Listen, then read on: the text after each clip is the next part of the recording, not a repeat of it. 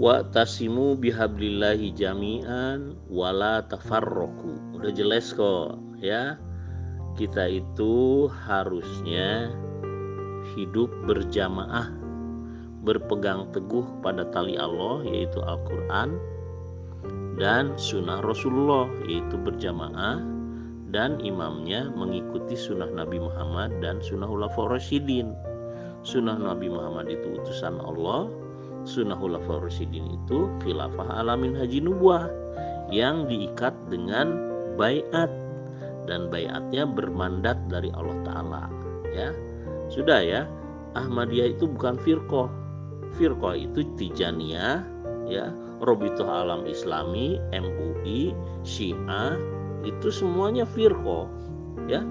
Karena kebalikan dari firqah itu Jamaah Muslimin Ahmadiyah Internasional. Selanjutnya sampean tadi dengan centang perenang ya, tanpa referensi ya, mengartikan wah apa itu wahyu Nabi dan Rasul masih berlaku sepanjang zaman gitu kan. Itu ngawur itu. Jadi sampean tadi memaknai hadis di samping membacanya salah. Coba dibuka recordingnya itu. Jadi bismillahirrahmanirrahim, hadis ini yang sampean membacanya salah terus maknanya tambah ngelantur kemana-mana. Bismillahirrahmanirrahim. Kana banu Israila tasusuhumul anbiya'u kullama mata nabiyyun qama ba'dahu nabiyyun wa innahu la nabiyya ba'di. Ini stressing pointnya ya, nanti saya jelaskan. Wasatakunu khulafa'a fayaksurun ya kan. Ini nanti ditafsirkan melenceng sampean itu. Jadi saya artikan juga Bang Erik, karena sampean gak bisa mengartikan ini kayak tadi ini. Ini diriwayatkan oleh Bukhari dan Muslim, Sahihain istilahnya, bahwa Bani Israel telah dipimpin oleh para nabi alaihimus salatu wassalam ya. Ketika seorang nabi wafat, setelahnya akan ada nabi baru yang menggantikannya ya. Ini berlaku sebelum datangnya baginda Nabi Muhammad SAW, tidak berlaku setelahnya. Ini sampean berusaha memutar ini, sungguh tidak ada, waduh ini bateraiku tinggal sedikit ya. Sungguh tidak ada seorang nabi pun setelahku, dan akan ada banyak khalifah. Jadi yang dimaksud di sini adalah khalifat Rasulullah SAW, bukan khalifahnya Mirza Ghulam Ahmad. Nanti saya bahas itu tentang khalifah ini. Sekarang saya stressing point dengan frase ini, frase wa innahu la, ini kan nabi ya ba'di. Di sini ada dua kalimat penegas. Ini secara kaidah bahasa Arab ini. Sampean tadi kan mengertikan gak jelas kaidahnya siapa itu. Wow itu, dan wa innahu itu kalimat taukid ini, penegasan ini. Terus ada lam alif fathah, ditegaskan lagi, sungguh tidak ada nabi dari jenis apapun, tidak ada rasul dari jenis apapun, tidak ada wahyu dari jenis apapun setelahku, setelah baginda Nabi Muhammad SAW. Begitu maksudnya. Karena apa? La di sana ini merupakan an-nafiyah lil jins. Jadi huruf la yang menafikan, menolak semua jenis kenabian, semua jenis kerasulan, semua jenis wahyu, begitu loh. Yaitu di dalam frase innahu la nabiyya ba'di, sungguh kan begitu. Tidak ada seorang nabi pun, dikandung maksud tidak ada seorang rasul pun, dikandung maksud tidak ada wahyu apapun dalam istilah apapun setelahku, begitu. Apa menjelaskannya? Kalau sampean tadi menjelaskannya kemana-mana. Bahkan itu semua menjelaskan Al-Ahzab ayat 40. Bismillahirrahmanirrahim. ma kana Muhammadun aba ahadim mir rijalikum walakin rasulallahi wa khataman nabiyyin. Jadi Muhammad itu sekali-kali bukanlah bapak dari seorang laki-laki di antara panjenengan. Maksudnya ini bukan bapak dari Zaid bin Harithah yang dianggap sebagai Zaid bin Muhammad waktu itu. Kebiasaan masyarakat Arab maksudnya ini, maksud ayat ini. Tetapi baginda Rasulullah SAW adalah Rasulullah dan penutup nabi-nabi. Jadi frase khataman nabiyyin ini bukan sebagai afdolun nabiyyin, nabi yang paling bagus, paling itu karangan saja, gak dikenal itu afdolun nabiyyin itu. Karena apa? Karena ini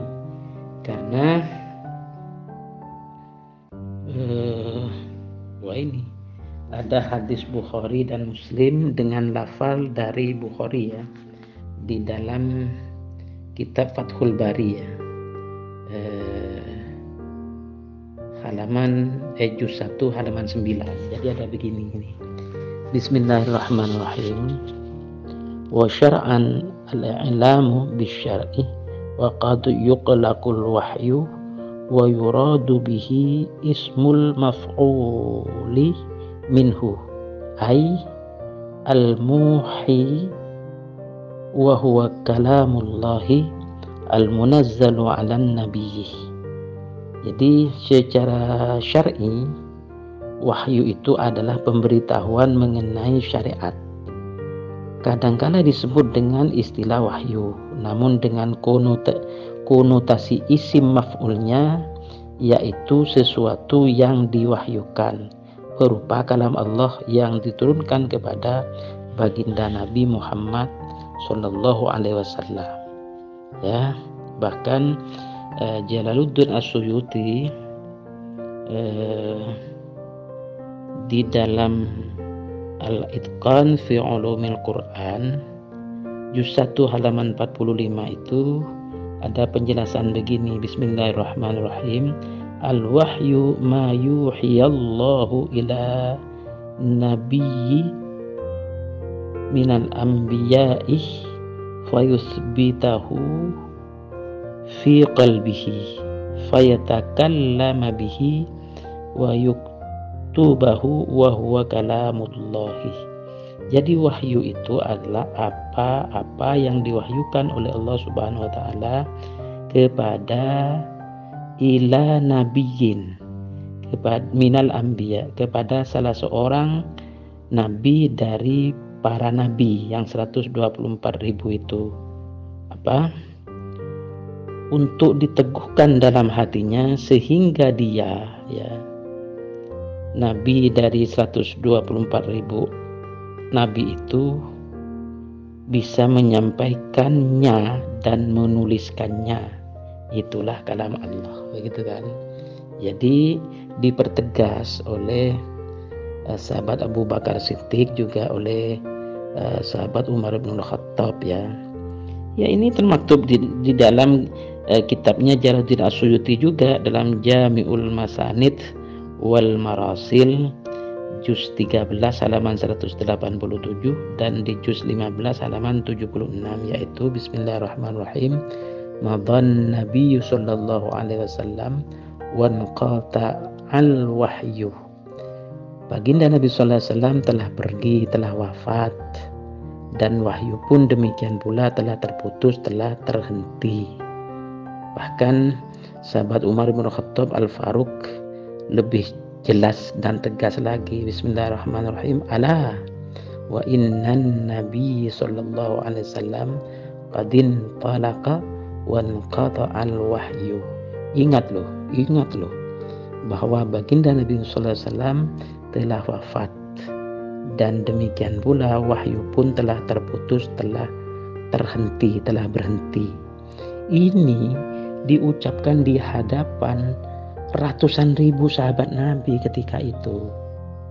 Jadi bagaimana mungkin ini tidak diakui? Wong di antara para sahabat Nabi itu ada yang alim, misalnya Imam Ali, Ibnu Abbas, Ibnu Umar, Ibnu Mas'ud, banyaklah, Ka'ab bin Akhbar, Ka'bul Akhbar, macam-macam, banyak ulama-ulamanya dari para sahabat Nabi. Semuanya itu tidak usul, artinya tidak menolak, artinya apa yang disampaikan oleh sahabat Abu Bakar dan sahabat Umar ini betul-betul benar gitu loh. Artinya apa?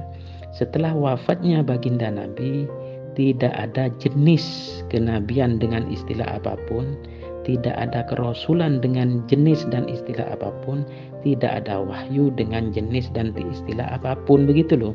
Ini bukan menurut saya, menurut Jalaluddin As-Suyuti, menurut Ibnu Hajar Asqalani, menurut banyak ini, menurut banyak ini, Al-Baghdadi, menurut siapa ini, Imam Nasiruddin Al-Baydawi, Anwarut Tanzil, Asrarut Ta'wil, macam-macam. Jadi begitulah, saya tolak itu pendapat sampean yang tanpa referensi yang jelas dari ulama yang jelas juga. Thariqah Mutabaroh 360. Itu imamnya kan masing-masing, ya kan? Tidak bersatu. Karena apa? Harus bersatu dong. Karena apa? Karena menurut Rasulullah SAW, ya kan sunnahnya itu Rasulullah SAW sendiri imam. Coba kalau imamnya 360 pendapat itu, ya, yang satu kemana, yang satu kemana, udah jelas kok itu firqah yang kemudian dibungkus menjadi Thariqah Al-Mutabaroh. Waduh, ya, nggak mungkin itu tidak berjamaah namanya itu, ya. Kalau kan ada contohnya, sholat berjamaah itu kan ada imamnya, ada makmumnya taat kepada imam. Kalau firqah enggak, ya, 360 imamnya, makmumnya berapa, dan itu beda-beda, ya. Jadi no way, itu cerai-berai, ya. Yang terakhir, wahai Abang Erik Ahmad Mubarik, pentolan, jagoan, katakanlah pembesar dari Jamaah Ahmadiyah Indonesia Firqah Qadiani berpusat di Bogor. Kalau Jamaah Ahmadiyah Indonesia Firqah Lahori berpusat di Yogyakarta. Kalau secara faktual di dunia ini memang ada paling tidak 8 firqah Ahmadiyah secara internasional. Itu menunjukkan Ahmadiyah sendiri yang bercerai-berai. Kalau kami ulama Ahlussunnah wal Jamaah bersatu padu dalam mensyiarkan agama tauhid, agama Islam, yaitu tergabung di dalam Robito Alam Islami dan Komite Fatwa di dalam kerjasama Konferensi Negara-Negara Islam atau OKI. Iya kan? Terakhir begini, mengenai positioning masalah nasab dzurriyyah baginda Nabi berdasarkan referensi para ulama nasabah, saya secara pribadi berdasarkan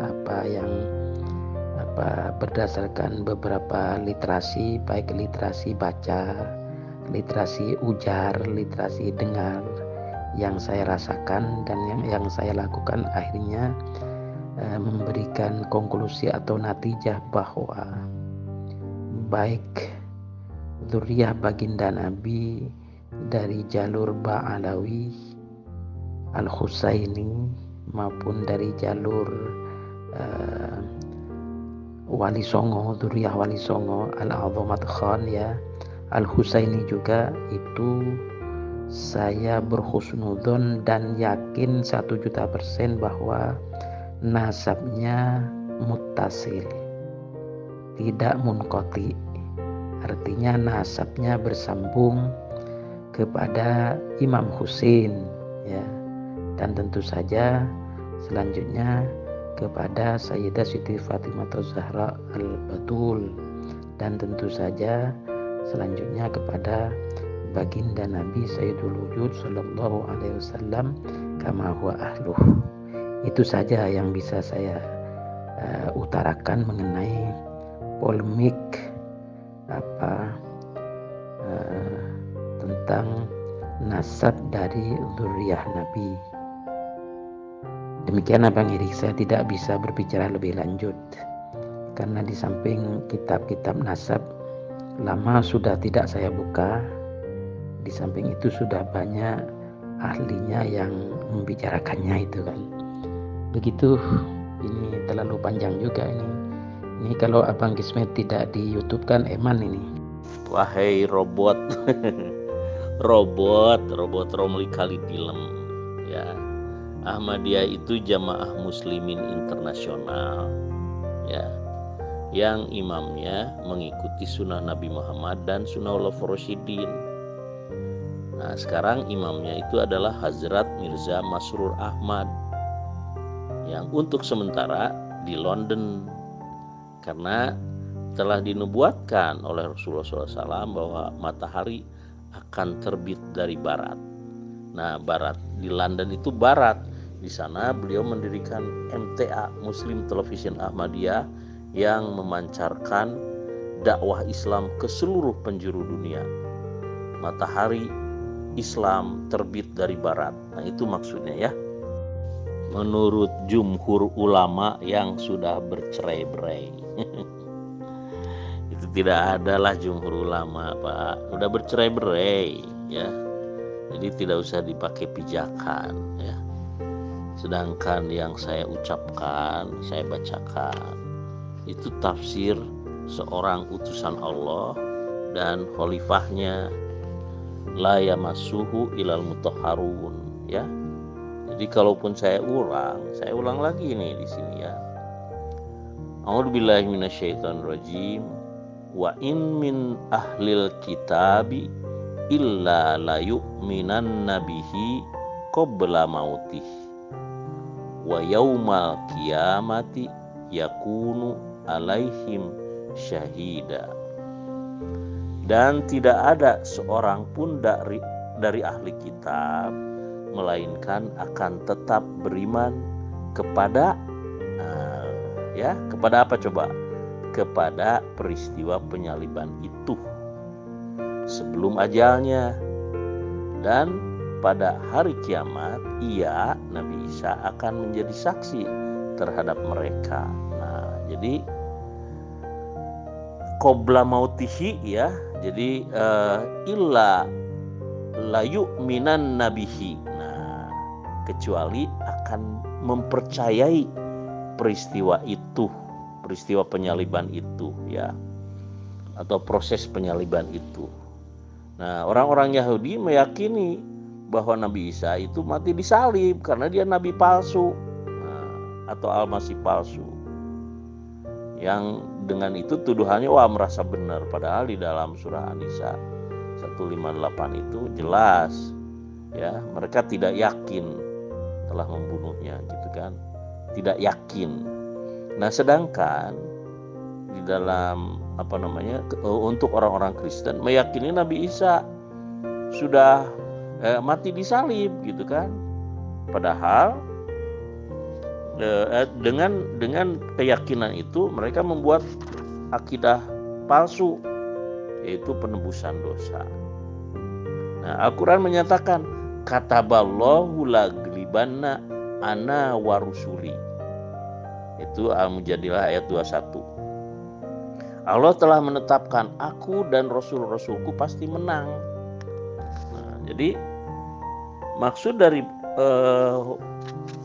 menyelamatkan Nabi Isa itu ketika disalib usia 33 tahun, ya, karena dia harus menang, gitu, dan itu didukung oleh surah As-Saff ayat 14. Di sana dikatakan bahwa Nabi Isa dan Hawariyun menang. Ya, kalau kemudian diangkat ke langit misalnya, ya, pertama, tidak ada dalam Al-Quran bahwa Nabi Isa diangkat ke langit. Yang kedua, jadi kalah dong. Kalah kan ketika usia 33 tahun kan Nabi Isa baru dakwah ke orang-orang Yahudi, Bani Israel yang ada di Yerusalem. Padahal 600 tahun sebelum Nabi Isa datang, orang-orang Yahudi itu udah bercerai-berai dibawa oleh Raja Assyria ke arah timur, yang kemudian adanya di Kashmir. Nah, Allah menyelamatkan Nabi Isa dari kematian di tiang salib untuk melanjutkan dakwahnya. Kemana? Ke Kashmir, kepada 10 suku Bani Israel yang hilang. Di sanalah beliau meninggal setelah sukses dakwah kepada Bani Israel dan dikuburkan di Kashmir. Ada kuburannya di sana ya. Jamaah Muslimin Ahmadiyah Internasional itu satu-satunya jamaah muslimin yang didirikan oleh Imam Al-Mahdi. Ya. Yang lain tidak didirikan oleh Imam Mahdi, tetapi didirikan oleh para pengikutnya yang menurut Al-Quran surah An-Nur 55, wa man kafaru ba'da dzalika faulaika humul fasiqun. Yang tadinya mereka beriman, kemudian mereka mengingkarinya, maka Allah menyebut mereka orang-orang fasik. Nah, kalau Rasulullah berkatanya begini, bersabdanya, barang siapa melepaskan diri dari ketaatan dan keluar dari jamaah muslimin, maka matinya mati jahiliyah. Clear ya. Jadi hanya satu jamaah muslimin Ahmadiyah Internasional yang didirikan oleh Hazrat Mirza Ghulam Ahmad sebagai Imam Al-Mahdi wal Masih Maud ya. Nah, Al-Mahdi dari At-Tijani tidak akan datang, Pak, karena sudah jelas kok bahwa Imam Mahdi itu menurut Rasulullah adalah seorang rasul umatnya Nabi Muhammad ya. Dan itu bukan hanya di dalam hadis Musnad Ahmad yang ubasyirukum bil mahdi yub'atsu fi ummati ya, tetapi juga di dalam idza ra'aitumu fabai'u walau habwan ala salji fa innahu khalifatullah al-mahdi. Itu di dalam Musnad Ahmad dan Sunan Ibnu Majah. Khalifatullah, Rasul, utusan Allah, sama aja kan? Nah, terus apalagi di dalam surah Al-Anbiya 73 udah jelas-jelas kok. Wa ja'alnahum a'immata yahduna bi amrina wa auhayna ilaihim fi'lal khairat wa iqamas shalat wa ita'az zakat wa kanu lana 'abidin. Jadi Imam Mahdi itu adalah imam yang memberi petunjuk kepada umatnya dengan perintah Allah, dan Allah mewahyukan kepadanya untuk berbuat kebajikan, menegakkan sholat, membayar zakat dalam rangka beribadah kepada Allah. Dan nabi-nabi terdahulu pun disebutnya Imam Mahdi ya. Cuman Imam Mahdi pengikut Nabi Muhammad itu adalah umatnya Nabi Muhammad sebagai Isa ibnu Maryam masalan, yang menurut Muktamar NU dia akan turun sebagai nabi dan rasul yang hanya melaksanakan syariat Nabi Muhammad Shallallahu Alaihi Wasallam ya. Muktamar NU tahun 1928 di Surabaya nomor 46 menyatakan bahwa Nabi Isa akan turun lagi ke bumi sebagai nabi dan rasul yang hanya melaksanakan syariat Nabi Muhammad Shallallahu Alaihi Wasallam. Pada saat itu Nabi Isa akhir zaman itu datang atau turun, maka 4 mazhab hapus, tidak berlaku lagi. Dan Nabi Isa akhir zaman itu sebagai Imam Mahdi akan menerima wahyu dari lisan Jibril alaihissalam ya. Itulah Hazrat Mirza Ghulam Ahmad. Wah, tambah kacau. Sudah saya jelaskan, ini jawabannya ini lagi ya. Jadi saya jelaskan, Ahmadiyah itu yang hampir lebih dari 8 firqah itu semuanya ya, ketika rebutan khalifah kok berpecahnya, bukan dari orang lain itu Iya, artinya dari keturunan dan pengikut Mirza Ghulam Ahmad juga. Mengapa kamu nafikan fakta sejarah ini? Ya, jangan begitulah. Yang jujurlah kalau narasi semua tahu ini. Bukan orang luar merebut jabatan khalifah, bukan. Sejak khalifah kedua kan sudah rebutan antara paman dengan ponaan, antara ya begitulah. Itu menunjukkan yang bercerai-berai itu Firqah Ahmadiyah kok, bukan kami. Itu yang pertama. Yang kedua, lagi-lagi sampean menjawab hadis dan maknanya itu diselewengkan. Saya baca ya, hadis di dalam Sahih Bukhari ya, kitab Ahaditsul Anbiya, bab nuzul Isa ibn Maryam, nomor hadisnya 3449. Di Sahih Muslim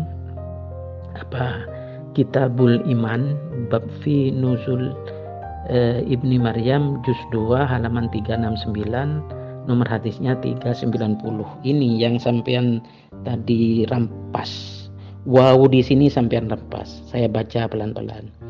Dari Abu Hurairah radhiyallahu taala anhu berkalam bahwa baginda Sayyidul Wujud sallallahu alaihi wasallam kama huwa ahlu pernah bersabda, "Kaifa antum, bagaimana pandangan panjenengan semua, jika suatu ketika nanti nazalat ibnu Maryam fikum, turun ibnu Maryam kepada panjenengan semua," gitu loh, dari panjenengan semua, ya kan?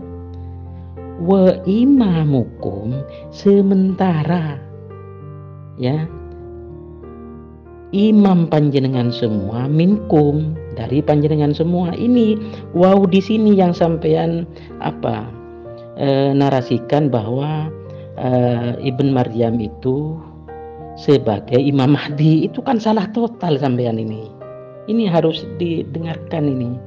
Jadi di sini bagaimana kalau nanti Isa bin Maryam itu datang sementara imam panjenengan semua dari panjenengan sendiri, begitu loh. Artinya Isa bin Maryam itu bukan Imam Mahdi. Itu yang sampean ngotot jawabnya itu lagi, tapi menafsirkannya salah.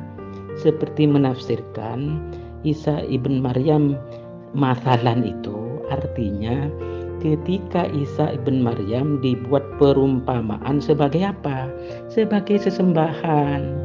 Itu kan yang bersorak-sorai itu orang-orang musyrikin, bukan kami. Ini lagi sampean salah memaknai ayat.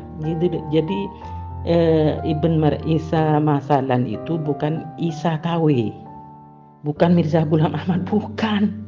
Itu Nabi Isa itu dibuat sebagai permisalan dalam kedudukannya sebagai sesembahan, begitu kan?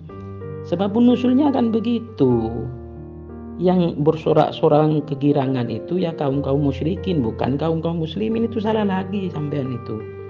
Yang ketiga tentang apa itu lagi? Sampai lupa saya. Wah, sampean ini memang selalu memaksakan. Mengenai Isa itu adalah Maryam, atau Maryam Ibn Maryam itu adalah Al-Masih Al-Mahdi. Itu sudah saya jelaskan hampir 30 menit bahwa riwayat Ibnu Majah itu ya bertentangan dengan banyak hadis. Jadi satu hadis tidak bisa mengalahkan khobar Hasan. Khobar Hasan itu tidak bisa mengalahkan hadis mutawatir bahwa Isa dan Al-Mahdi itu dua personalitas. Itu sudah saya jelaskan kok. Bahkan Ibnu Majah dalam hadis yang lain itu meriwayatkan bahwa Al-Mahdi itu dari keturunan Siti Fatimah Zahra Al-Batul. Dari ini saja logika panjenengan falasi, cacat. Bagaimana mungkin Isa itu keturunan Sayyidah Siti Fatimah? Kalau Isa, sedangkan Al-Mahdi itu keturunan Sayyidah Siti Fatimah, itu salah. Terus beberapa ulama ahli hadis yang setengah jam saya paparkan itu dalam kitabnya masing-masing. Di sana ada salah satu perawi hadis namanya Al-Jundi atau Al-Jandi.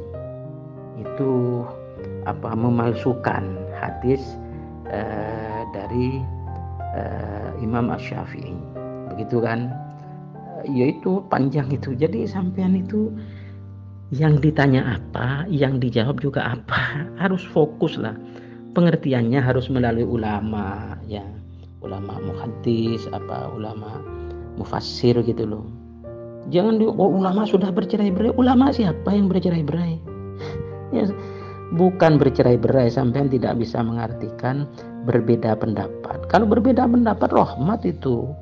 Hadisnya sampean baca keliru. Ikhtilafi ummati rahmatun. Ikhtilafu ummati rahmatun, yang benar.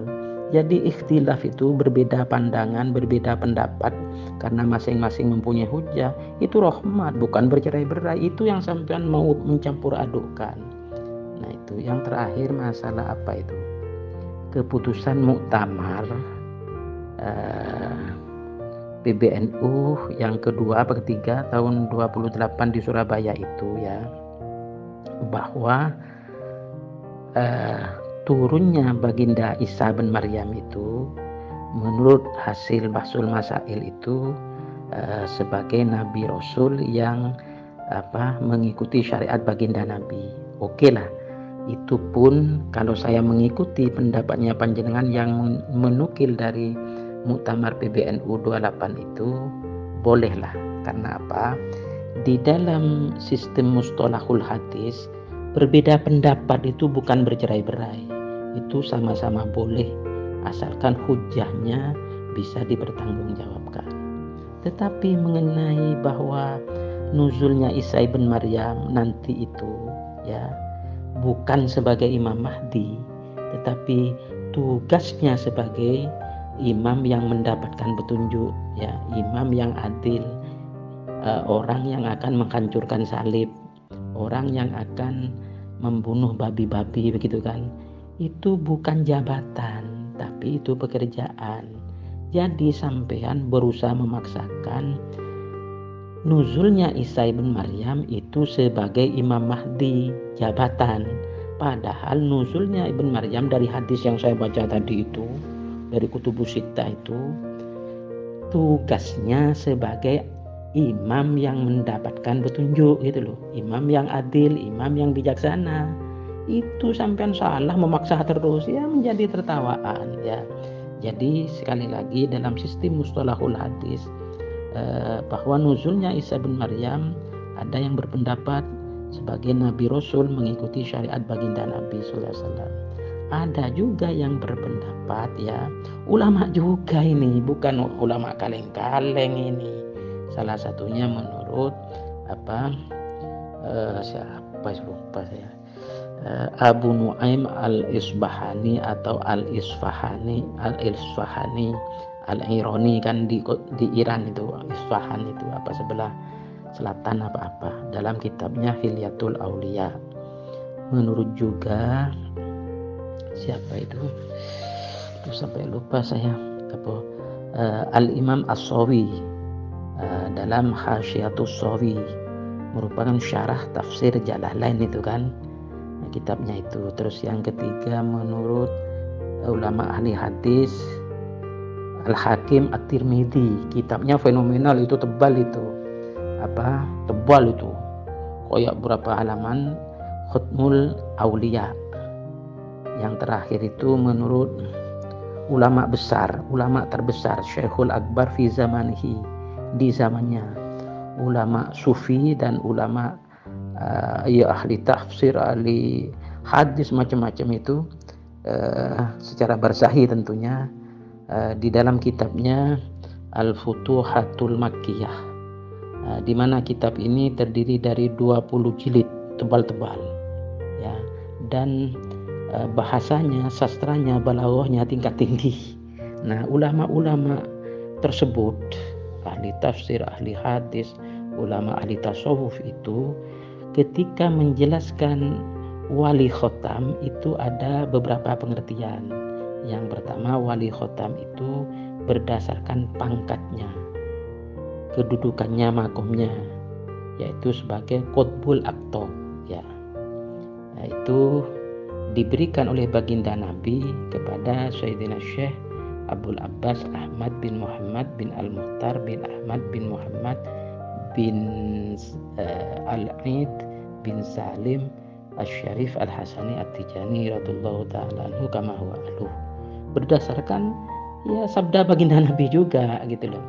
Terus yang kedua, pengertian wali khotam secara timing waktunya adalah wali yang terakhir, yang tidak ada wali lagi menjelang hari kiamat.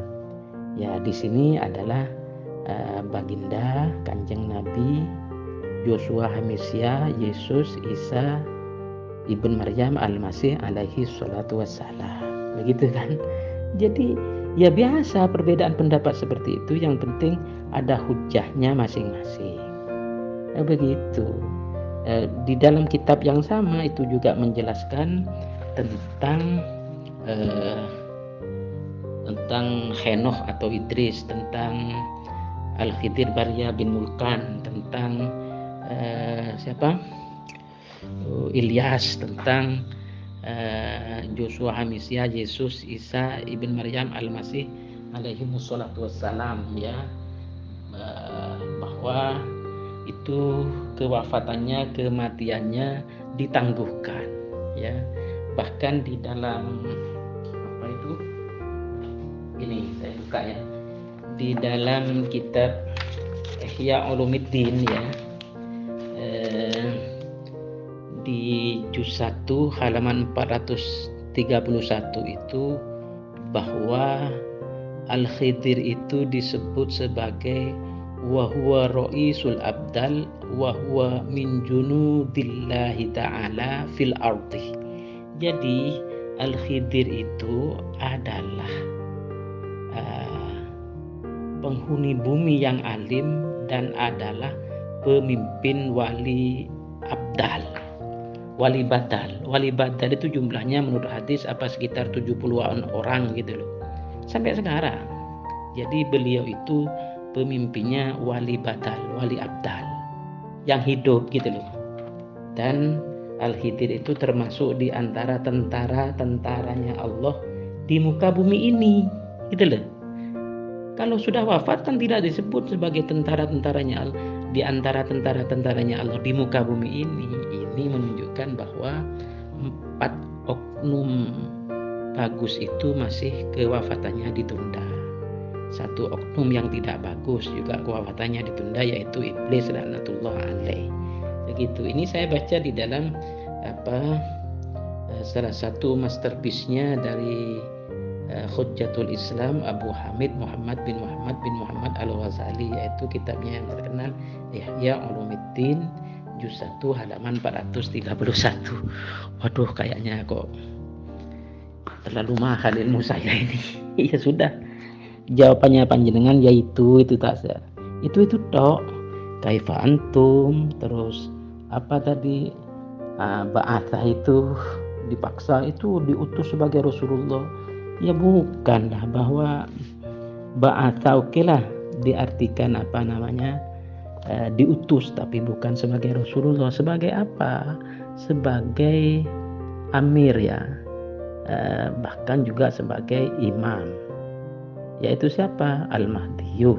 Itu kan hadisnya Sahih Muslim ya, di dalam Kitabul Iman bab la tazal ta'ifah min ummati juz 2 halaman 370, nomor hadisnya 393. Bismillahirrahmanirrahim.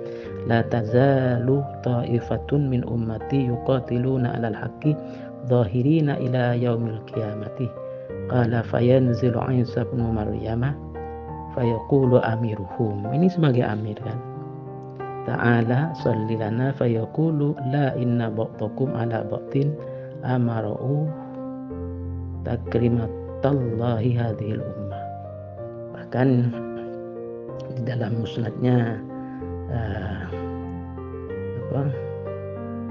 Al-Haris ibnu Abi Samah melalui Jabir bin Abdullah bahwa baginda Rasulullah SAW pernah bersabda, Bismillahirrahmanirrahim, yanzilu Isa ibn Maryam fayaqulu amiruhum al-Mahdiyuh ta'ala salli bina fayaqulu la inna ba'dahum amiru ba'din takrimatallahi lihadhil ummah. Ini kan sebagai Amir sebagai imam, ya siapa?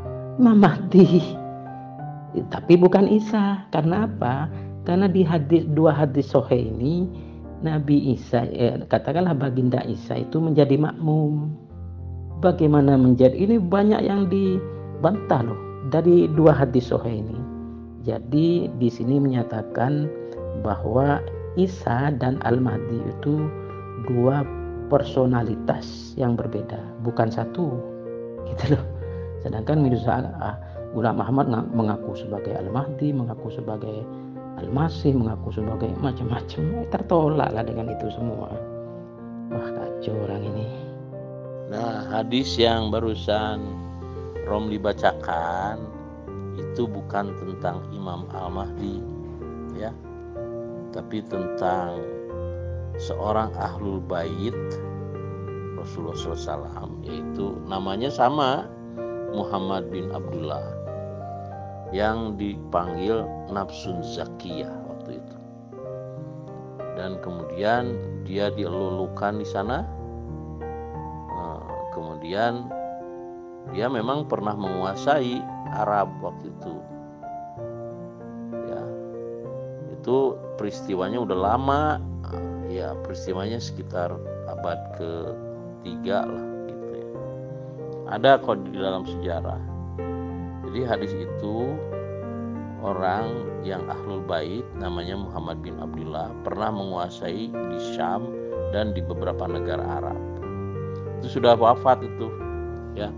Bukan Imam Mahdi akhir zaman itu. Memang namanya mirip dengan nama Rasulullah, Muhammad bin Abdullah lagi, ahlul bait lagi. Tapi bukan Imam Mahdi akhir zaman.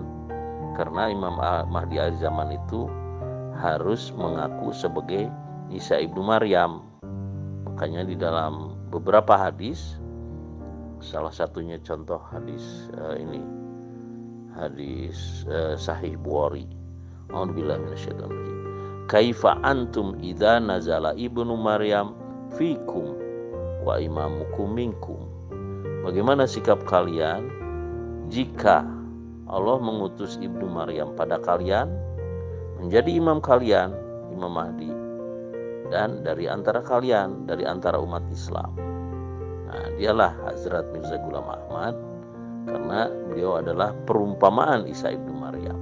Ya, hadis itu memang benar, itu sahih, ya, sahih Bukhari dan Muslim, karena didukung oleh ayat Al-Quran surah Al-Baqarah ayat 87 gitu kan. Jadi memang Bani Israel itu kan ada 12 suku bangsa. Kepada mereka Allah mengirimkan nabi, mulai dengan Nabi Musa, kemudian ada Nabi Harun kan, terus ada Nabi Daud, Nabi Sulaiman. Nah, itu untuk suku Yahudi, ya. Belum suku-suku yang lain itu, ya, dikirimkan nabi wafat, khilafahnya itu nabi juga gitu. Kalau Nabi Muhammad lain, ya.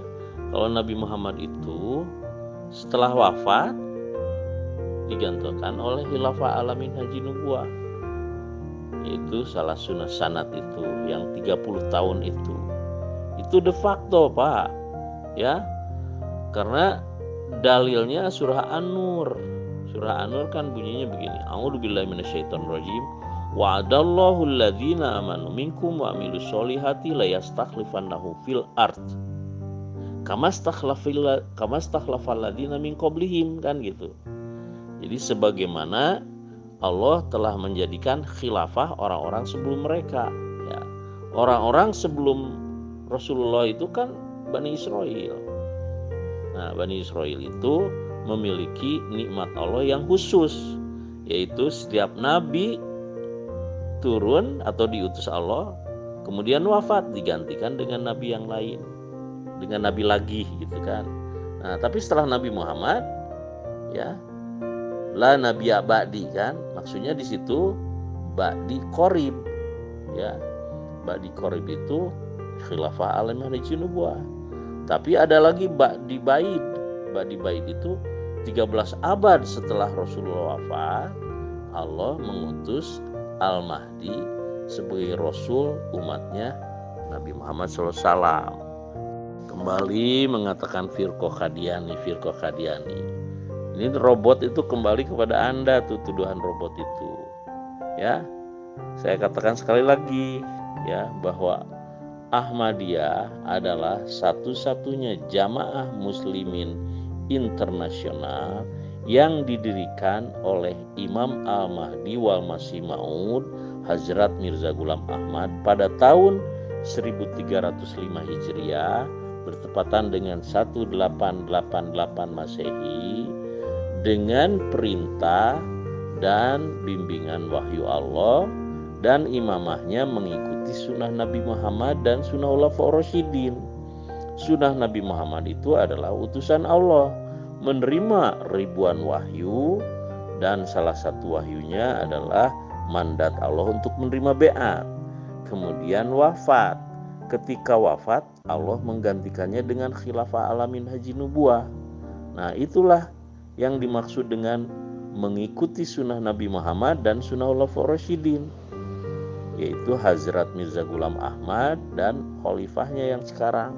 Ya, jadi hanya satu jamaah muslimin Ahmadiyah internasional, yang lainnya adalah firqah atau khawarij, ya, yang keluar dari jamaah, yang atas mereka Rasulullah bersabda, barang siapa meninggalkan ketaatan dan keluar dari jamaah muslimin, maka jika dia mati, matinya mati jahiliyah. Kemudian di dalam Al-Quran surah An-Nur, wa man kafaru ba'da dzalika faula tidak berfirqah. Mereka itu keluar dan bukan dari keluarga itu, ya. Misalnya yang pertama keluar itu Muhammad Ali, ya. Muhammad Ali itu bukan. Terus ada Jafrullah Domun, terus ada Munir Ahmad Azim, supir itu, ya. Terus ada Sultan, banyak lagi. Memang ada satu sih, Rafi itu. Nah, tapi udah lewat, udah berlalu, ya. Bukan keluarga. Jadi percuma Anda posting sampai 16 menit, lama. Yang jelas Rasulullah bersabda, talzamu jama'ata muslimin wa imamahum.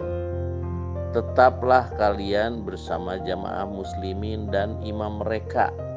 Imam mereka itu seperti apa? Fa'alaikum bisunnati wa sunnatal khulafaur rasyidin al-mahdiyin. Ya, yang di dalamnya ada baiat. Nah, sekarang kan Romli nggak punya ikatan baiat. Rasulullah bersabda, waman mata walaisa fi unukihi bai'atun mata mitatan jahiliyah. Ya. Nah, sekarang saya kasih tahu lagi. Di dunia ini hanya Rasulullah Shallallahu Alaihi Wasallam dan Khalifatullah Al-Mahdi alaihissalam yang mendapatkan wahyu mandat Allah untuk menerima baiat. Yang lain firqah, tidak ada seorang pun yang menerima wahyu mandat Allah. Kenapa? Karena mereka menyatakan bahwa setelah Rasulullah wahyu sudah tertutup. Nabi tidak ada lagi nabi, ya kan? Apalagi Rasul. Nah, itu karena itu mereka menutup. Padahal itu nikmat Allah yang diminta oleh umat Islam tuh. Ihdinas siratal mustaqim, siratal ladzina an'amta alaihim. Ya. An'amta alaihim itu apa? Nabiyyin, siddiqin, syuhada wa sholihin. Caranya taatlah kepada Allah dan taatlah kepada Rasulullah Sallallahu Alaihi Wasallam, sehingga Allah akan menganugerahkan sholihin, siddiqin, syuhada, sama nabiyyin. Nah, Hazrat Mirza Ghulam Ahmad telah dianugerahi Allah dengan gelar kenabian sebagai pengikut Nabi Muhammad Sallallahu Alaihi Wasallam. dan sesejatinya beliau itu adalah Khalifatullah, Imam Al-Mahdi wal Masih Maud. Cuman karena beliau diutus Allah, maka Allah menganugerahkan gelar kenabian dan kerasulan atau Khalifatullah.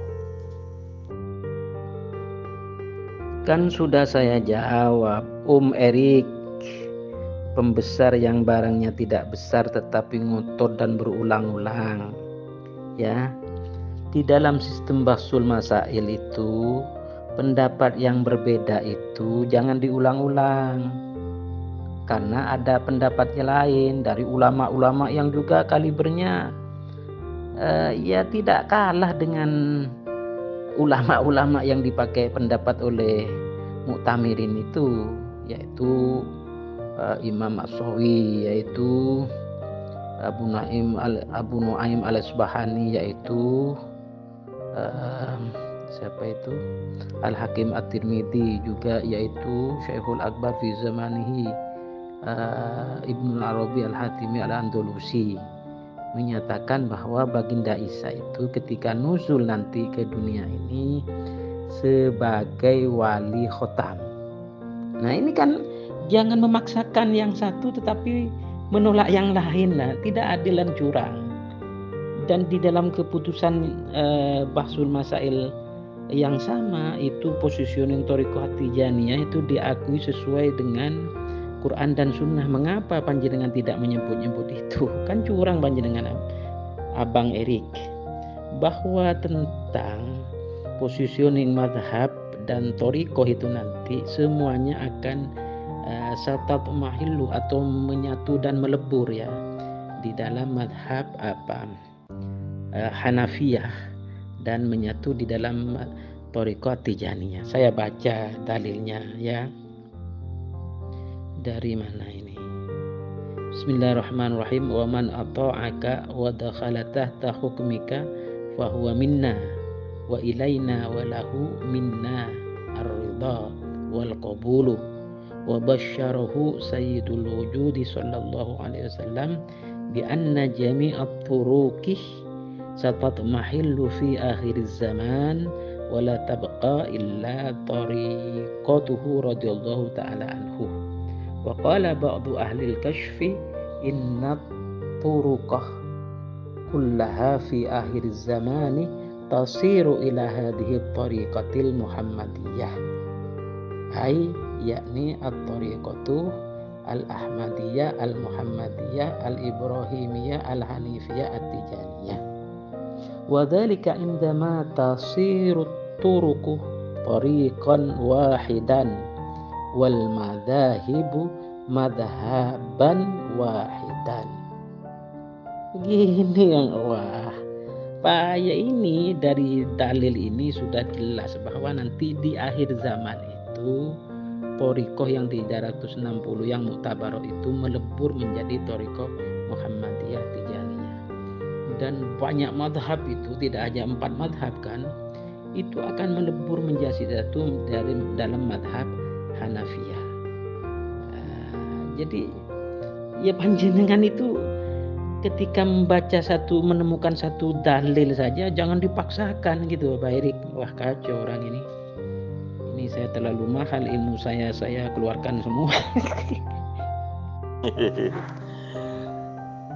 Ulama yang sudah bercerai-berai mengatakan Nabi Isa nuzul sebagai wali khotam. Rasulullah SAW saja mengatakan bahwa akan datang Al-Mahdi sebagai utusan Allah dari umatku. Kemudian juga di dalam At-Tabrani juga ya, Rasulullah bersabda Isa akan turun sebagai Imam Mahdi ya. Kemudian juga di dalam Ibnu Wajah sebagai Khalifatullah Al-Mahdi itu ya. Kemudian kaifa antum idza nazala Ibnu Maryam fikum wa imamukum minkum, yang artinya semuanya itu adalah Nabi dan Rasul umatnya Nabi Muhammad Sallallahu Alaihi Wasallam. Dan kalau Nabi dan Rasul itu derajatnya tentu lebih tinggi dong dari ulama, ya. Jadi di dalam surah An-Nisa 59 juga ya, wahai orang-orang yang beriman, taatlah kepada Allah dan taatlah kepada Rasul ini dan kepada ulil amri. Nah, ulil amri pun sebetulnya bukan ulama, tapi khalifah gitu. Nggak ada tuh, wahai orang-orang beriman, taatlah kepada ulama yang sudah bercerai-berai. Nggak ada tuh. Demikian HP-ku menjadi diam ketika berdebat dengan orang-orang tanpa ilmu, seperti dikutip dari kitabnya Profesor Dr. Ahli Hadis Sayyid Muhammad bin Alwi Al-Maliki Al-Hasani At-Tijani dari Pondok Pesantren Aswaja Rusaifah pinggiran Makkatul Mukarram, bahwa ketika Al-Imam Abu Abdullah Muhammad bin Idris Asy-Syafi'i pernah berkalam bahwa ma nadartu ahadan qattu 'alal ghalabati, aku Asy-Syafi'i tidak pernah berdebat untuk mencari kemenangan, karena aku mampu berhujjah dengan 10 orang yang berilmu, tetapi aku pasti kalah dengan seorang saja yang jahil, karena orang yang jahil itu tidak pernah paham landasan ilmu. Bahkan apabila orang bodoh mengajak berdebat dengan panjenengan, maka sikap yang terbaik adalah diam, tidak menanggapi. Bahkan fa in kalimatahu farrajata anhu wa in khallaituhu kamadan yamutu. Apabila panjenengan melayani, maka panjenengan akan susah sendiri. Dan apabila panjenengan berteman dengan orang yang kok begini nih, maka orang itu akan selalu menyakiti hati. Kok bener Imam Syafi'i? Karena ngototnya itu ya. Wah, asik juga ini. Demikian pendekar Basul Masaid dari Jakarta Pusat. Ya, topik malam ini adalah diawali dengan hasil Muktamar NU tahun 1928 di Surabaya nomor 46 yang menyatakan bahwa Nabi Isa akhir zaman akan turun sebagai nabi dan rasul yang hanya melaksanakan syariat Nabi Muhammad Sallallahu Alaihi Wasallam. Jadi dengan demikian maka la nabiyya ba'di itu ada maksud, ya, maksudnya adalah la nabiyya ba'di itu ba'di qorib, ya, tapi ba'di baitnya masih ada. Kemudian dilihat dari jenis-jenis kenabian, maka jenis kenabian Imam Mahdi itu pengikut Nabi Muhammad Sallallahu Alaihi Wasallam, karena Nabi Muhammad itu khataman nabiin, yang paling tinggi derajatnya di antara nabi-nabi. Clear ya. Dan menurut Muktamar NU lagi nih ya, ketika Nabi Isa akhir zaman dan Imam Mahdi itu datang, maka mazhab 4 hapus, tidak berlaku lagi. Karena Nabi Isa akhir zaman dan Imam Mahdi itu akan menerima wahyu dari Allah Ta'ala lewat lisan Jibril. Itu clear ya. Jadi dengan demikian maka Romli Kalidilam Karim sudah out of topic, karena ngambil referensinya dari ulama yang sudah bercerai-berai. Sedangkan NU, Muktamar NU dan saya, Erik Ahmad Mubari, mengambil referensinya dari Al-Quran dan hadis. Ya, jadi tidak mungkin Al-Quran dan hadis dikalahkan oleh tafsir ulama yang sudah bercerai-berai ya. Masih dibahas dengan nahu sorof. Sudah jelas kok. Itu Muktamar NU saja sudah mengatakan Nabi Isa akhir zaman ya sebagai Imam Mahdi akan turun lagi sebagai Nabi dan Rasul yang hanya melaksanakan syariat Nabi Muhammad. Nah ini kan udah jelas. Belum lagi menurut hadis, Al-Mahdi itu seorang utusan Allah umatku. Nah itu kan sama. Artinya syariatnya syariat Nabi Muhammad. Terus An-Nisa juga. An-Nisa 69. Nabiyin di situ berkat ketaatan kepada Allah dan Rasulullah SAW. Kemudian di dalam Ali Imran 81 ya, tsumma ja'akum rasulan musaddiqal lima ma'akum, yang membenarkan apa yang ada pada umat Islam, yaitu Al-Quran dan Sunnah ya. Terus kedatangan Rasul-Rasul, imma ya'tiyanakum rusulun minkum. Jika datang kepada kalian Rasul-Rasul dari antara kalian, antara umat Islam maksudnya, jelas kok itu ya. Jadi sudahlah Romli ya, jangan utak-atik sesuatu yang ilmunya sangat murah. Kenapa murah?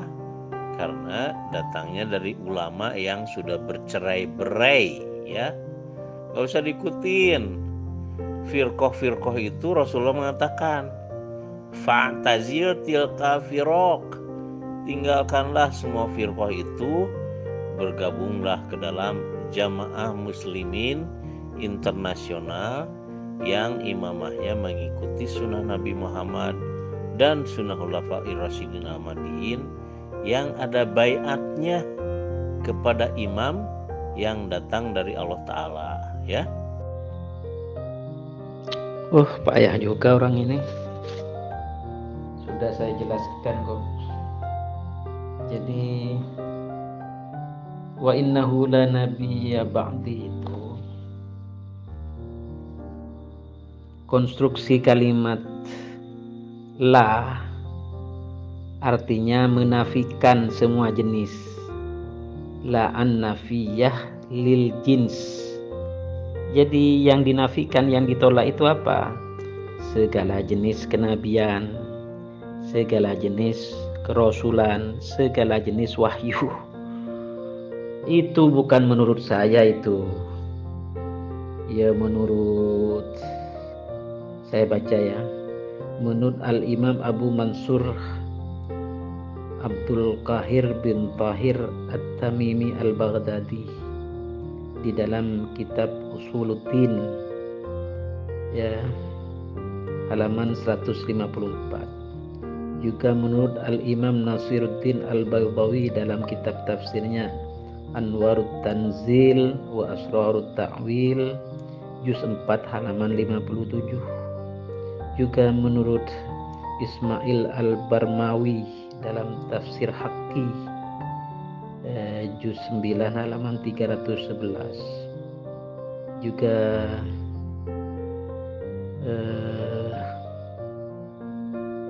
menurut Ibnu Hajar Al-Asqalani di dalam Fathul Bari, ya,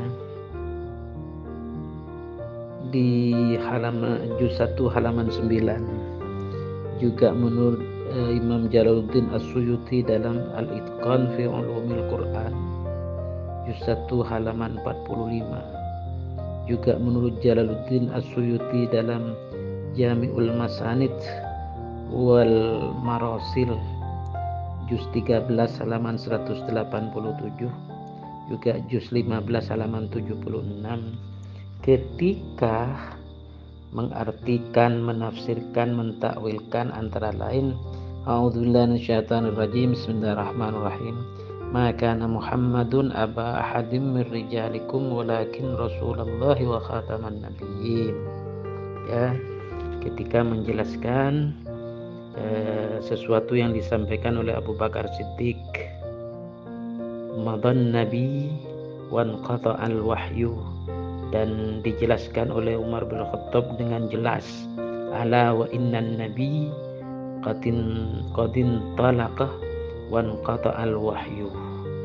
Jadi sejak wafatnya baginda Nabi, maka semua jenis kenabian dalam versi apapun, sebuah jenis kerasulan dalam versi apapun, segala jenis wahyu dalam versi apapun, itu sudah terputus, sudah berhenti. Ketika ada lagi yang menyelisih ini, berarti nabi palsu, rasul palsu, ya wahyu palsu. Demikian bukan menurut saya, ini menurut ulama-ulama yang expert di dalam bidangnya, menukil beberapa sahabat besar, antara lain Abu Bakar dan Umar radhiyallahu taala anhuma. Payah juga Abang Direct ini. Nanti jawabannya itu lagi, sudah saya jelaskan dengan berbagai referensi kan. Kacau, ya enak baca bait saja. Bait berdebat dengan orang jahil atau bodoh. Imam Syafi'i itu kalau berdebat dengan puluhan orang pintar selalu menang. Tetapi ketika berdebat dengan satu orang bodoh saja kalah telak. Karena apa? Orang bodoh itu tidak berparadigma ilmu pengetahuan, bahkan curang, bahkan ngotot, ya kan, bahkan berulang-ulang. Siapa itu? Ya netizen yang bisa menjawab ini.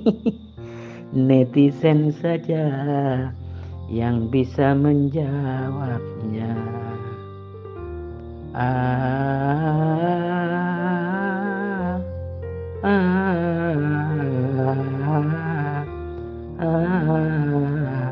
Netizen saja bisa menjawabnya. La la la la la la, ulang-ulang lagi, hanya itu kemampuanmu, hanya itu kemampuanmu. Ulang, ulang, ulang saja. Tanya, tanya, jawab tak kontekstual. Loh, kok ono lagu gak kontekstual? Kok lagu ilmiah? Kacau. Ya memang Imam Syafi'i itu ketika berdebat dengan puluhan bahkan ratusan orang yang tingkat akademisnya tinggi, itu selalu menang dengan dalil dan hujah yang kuat. Tetapi ketika berdebat dengan seorang yang jahil, mokong, ngeyel, ngangingungi, ngawur, ngeyel, ngocol, ngibul ya kalah telak Imam Syafi'i itu. Dulu ngangi-ngongi frase lagu saya bersama Umi Dini. Wah, ya kan? Tapi sekarang ada ngangi-ngongi babak baru dengan abang tersayang. Oh.